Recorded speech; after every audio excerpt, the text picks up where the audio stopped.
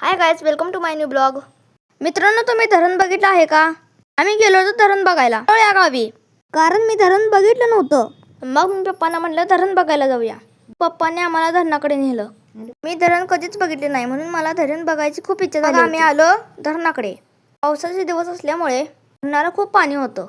त्या धरणावर गेल्यावर लांबून धरण बघितल्यावर अक्षरशः भीती वाटायला लागली, कारण मी एवढ्या जवळून पाणी कधीच बघितले नव्हतं. मग धरणाच्या पुलावर गेलो तर तिथं काही लोक मासे पकडत होते. काही जण फिरत होती, काही मासे पकडत होती. इतकं पाणी मोठं बघून आमची घाबरगुंडी उडाली. खूप भीती वाटत होती. पाण्याचा वेग एवढा होता की पुलावरून पुढे जाऊच वाटत नव्हतं.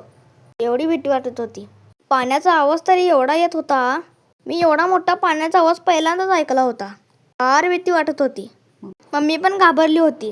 पप्पा म्हणाले, धरण बघायचं होतं ना, मग का घाबरायला लागलायस? मी पप्पांना म्हणालो नाही घाबरत, पण आतून फार घाबरलो होतो. इथं मासे पकडणारी लोक एवढ्या पाण्याच्या कडेला बसून मासे कसं पकडत होतं त्यांचं त्यांनाच माहीत. एवढ्या मोठ्या पाण्याच्या प्रवाहात मासे पकडणे म्हणजे खूप धाडसाचं काम आहे बरं का, असं मला वाटलं. एवढं पाणी असून सुद्धा लोक या धरणाच्या पुलावरून ये जा करत होती.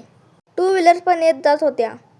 तुम्ही बघत असाल एवढं पाणी आहे आणि पाण्याचा वेग किती आहे.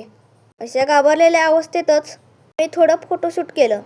कसं बसं बाहेर आलो, पूल पार केला, पण मागे वळून बघायचं काही धाडच झालं नाही. गाडीवर बसून सरळ निघून आलो. धरणापासून पुढे आल्यावर पप्पाने धरणाची माहिती दिली. धरणाचं पाणी कसं अडवलं जातं याबद्दल माहिती सांगितली. मी पहिल्यांदाच असं धरण बघितलं होतं. पुढे गेल्यावर आम्ही एका स्टॉलवर थांबलो. ते भेळ, शेवपुरी, पाणीपुरी खायला घेतली आणि नंतर आम्ही घरी जायला निघालो.